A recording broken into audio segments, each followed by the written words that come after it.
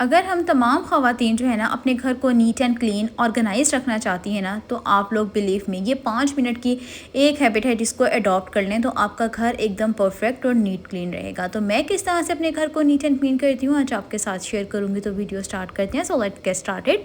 अस्सलाम वालेकुम my YouTube family, कैसे हैं आप सब लोग। उम्मीद करती हूँ आप सब ठीक ठाक होंगे। मैं भी अल्हम्दुलिल्लाह बिल्कुल ठीक ठाक हूँ। तो यहाँ पे ना आज आपके साथ कुछ अपनी चंद हैबिट्स शेयर करूँगी जिनको मैं अडॉप्ट करके अपने घर को एकदम परफेक्ट और नीट एंड क्लीन और ऑर्गेनाइज रखती हूँ बच्चों के होते हुए, जो कि एक बहुत ही मुश्किल काम है। तो सबसे पहले नमाज और कुरान पाक पढ़ने के बाद ना मेरा काम होता है कि सबसे पहले जी अपने रूम को अच्छे से क्लीन कर लेना, उसको साथ ही समेट देना। अच्छा, जैसे ही मैं सुबह उठती हूँ ना थोड़ी देर टेरेस पे वॉक वगैरह कर ली, क्योंकि अपनी हेल्थ के ऊपर हमें कभी कंप्रोमाइज़ नहीं करना चाहिए। करने के बाद ना फिर मैं अपने बिस्तर को अच्छे से साफ़ कर लेती हूँ। इट मीन्स कि जो रज़ाई वगैरह होती है उसको साथ ही तय लगा दी, अपने जो बेडशीट है उसको साथ ही मैं कहती हूँ समेट दो। तो होता ये है कि अगर आपकी मेड नहीं भी आई ना, तो आप यकीन करें आप लोगों को सफाई करने की ज़रूरत ही नहीं पड़ती, सिर्फ चीज़ें आप लोग समेट लें। उसके अलावा जौन से कपड़े मतलब पहने हो, मेरी ये आदत है कि मैं कपड़ों को एक दफ़ा पहन के अगर वो साफ़ हैं तो मैं उनको बार बार वॉश नहीं करती। मैं कहती हूँ कि बार बार कपड़ों को वॉश करने से ना वो ख़राब हो जाते हैं। बस कपड़े जो भी हैं, जैसे अब मेरी बेटी की स्वेटर थी और या फिर कोट वगैरह हों, साथ ही उनको हैंग वगैरह कर देती हूँ। उसके अलावा जी सुबह में एक और काम होता है अपने हस्बैंड के कपड़े। वैसे तो मैं सारे कपड़े जो है ना वो प्रेस करके इस तरीके से अलमारी के अंदर हैंग करती हूँ और सुबह ही मैं उनके कपड़े निकाल के आराम से बेड के ऊपर ही रख देती हूँ। फिर जब वो शॉवर वगैरह ले लेते हैं तो वो चेंज कर लेते हैं और फिर जो है ना मैं कहती हूँ मेरा काफ़ी सारा काम हो जाता है। ये मैं नाश्ता सुबह उठते ही नहीं करती, मैं तकरीबन 2 से 3 घंटे बाद नाश्ता करती हूँ। उसके अलावा जी आजकल बच्चे जो है वेकेशंस ख़त्म हो गई हैं, बच्चे स्कूल जा रहे हैं, तो फिर ना होता ये है कि मैं सोती नहीं हूँ, फटाफट से खाना वगैरह बना लिया। खाना बनाने के बाद जैसे कपड़े मैंने परसों के वॉश किए हुए हैं और इतनी ज़्यादा ठंड है ना कि कपड़े ड्राई ही नहीं हो रहे। तो बस अब जो है ना थोड़े से ठंडे ही थे तो मैंने उतार लिया था कपड़ों को तार पे से, और अब मैं इसको नाश्ते से पहले ही अच्छे से प्रेस कर लूँगी। उसके बाद जी बच्चे बड़े जो भी वॉशरूम वगैरह यूज़ करते हैं, किसी ने शॉवर लिया है या फिर टीथ ब्रश वगैरह किया है, तो वेंटी पे ना इस तरीके से पानी वगैरह गिर जाता है। तो इसके लिए ना मैंने ये छोटे वाला वाइपर रखा हुआ है। मैं कहती हूँ एकदम जो आपका वॉशरूम है ना इसकी हेल्प से एकदम परफेक्ट और नीट क्लीन लगता है। जैसे ही किसी ने ब्रश किया वो इस तरीके से इसको वाइपर लगा लें। जैसे कि आज संडे का व्लॉग मैं आपके साथ शेयर करी हूँ, आज मेड ने नहीं आना था तो खुद ही मैंने जो है ना वेंटी पे इस तरीके से वाइपर लगाया और वेंटी एकदम परफेक्ट और नीट क्लीन हो गई थी। और साथ ही साथ जो शीशा है ना वो काफ़ी ज़्यादा स्टीम होती है जिसकी वजह से वो ब्लर हो जाता है, तो इस तरीके से शीशा भी इससे ना एकदम परफेक्ट साफ़ हो जाता है।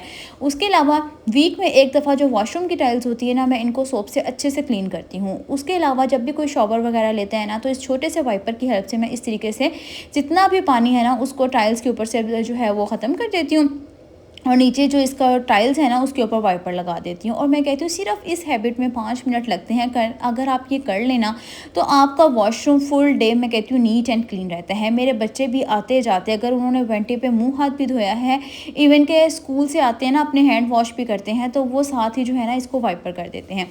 उसके अलावा इन छोटे छोटे कामों से फ्री होने के बाद ना, वैसे तो मैं नाश्ता बनाती हूँ लेकिन आज मैंने नाश्ता नहीं बनाया था क्योंकि आज मुझे जाना था ग्रॉसरी करने के लिए। तो मैंने क्या किया, सिंपल जूस निकाल लिया था सेब का और साथ में गाजर थी क्योंकि गाजरों का आजकल सीज़न है और मैं कहती हूँ आप भी अपने बच्चों को ज़्यादा से ज़्यादा गाजर का जूस दें, आईसाइट के लिए तो ये बहुत ही अच्छा है। साथ में कीनू का था, तो बस मैंने और अपने हस्बैंड के लिए जो है ना वो जूस निकाल लिया था। पीने के बाद जो है ना फिर मैंने जाना था ग्रॉसरी करने के लिए और आज इतनी ज़्यादा ठंड थी ना, एक तो फोग भी बहुत ज़्यादा थी। बस फिर जो है ना मैं निकल गई थी ग्रॉसरी करने के लिए क्योंकि मंथ का बिल्कुल स्टार्ट है और ना होता ही है कि जैसे ही मंथ का एंड होता है ना तो काफ़ी सारी चीज़ें ख़त्म हो जाती हैं।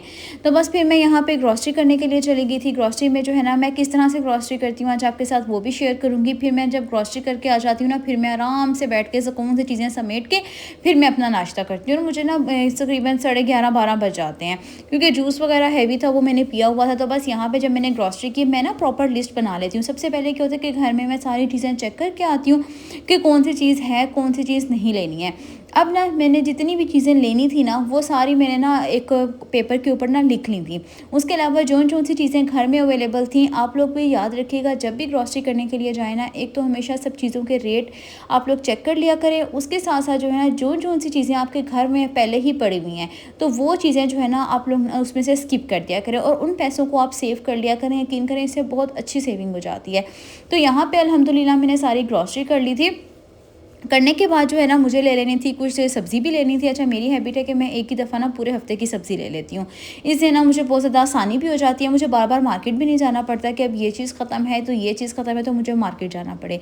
तो बस यहाँ पे जो है ना साथ ही सब्ज़ी लेने के बाद मैं घर आ गई थी और फिर मैंने जितनी ग्रॉसरी थी ना उनको सारी चीज़ों को मैंने साथ ही समेट लिया था। फिर मैंने जो है ना अपने लिए बना लिया था ब्रेकफ़ास्ट। तो बस यहाँ पे जो है ना आलू और प्याज़ भी ले आई थी और मैं ना सिर्फ़ प्याज़ को ना इस वाले स्टैंड के अंदर डाल देती हूँ। होता ये है कि जो पहले वाला प्याज़ होता है ना, जैसे अभी आप नीचे वाले रैक में देख रहे हैं, ये पहले का प्याज़ पड़ा हुआ था तो मैंने उसको नीचे वाले रैक में कर दिया था और जो अब ऊपर वाला है ना उसको मैं बाद में यूज़ करूँगी और जो नीचे वाला प्याज़ था उसको हम पहले यूज़ कर लेंगे। उसके अलावा मैंने एक ये सेपरेट बास्केट रखी हुई है।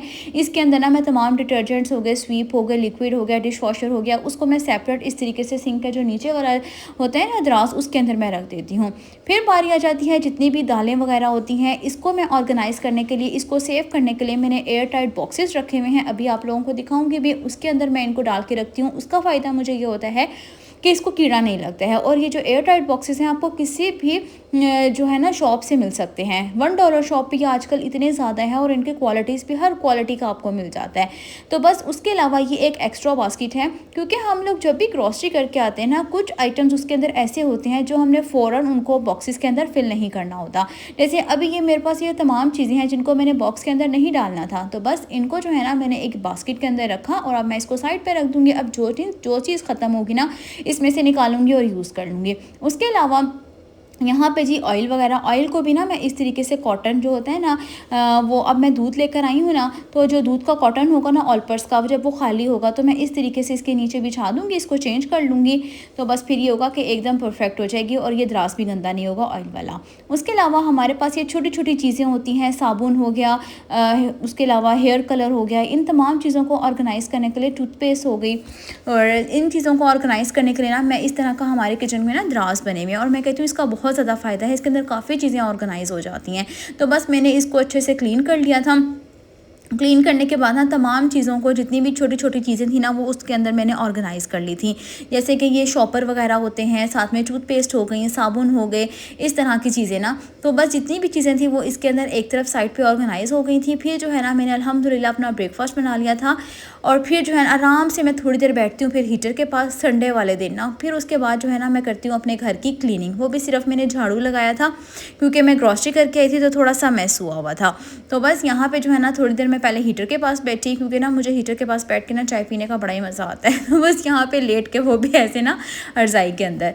तो बस यहाँ पे जो है ना पहले इंजॉय किया मैंने, फिर चाय शाय पी, फिर उसके बाद जो है ना मैंने अपने घर को अच्छे से क्लीन कर लिया था। और ये रात का व्लॉग आपके साथ शेयर कर रही हूँ, एक क्लिप है। फिर मुझे जाना था, एक हमारे जो नेबर्स हैं ना उनके यहाँ एक वलीमा सेरेमनी थी, वहाँ पे गए थे, बहुत इंजॉय किया था।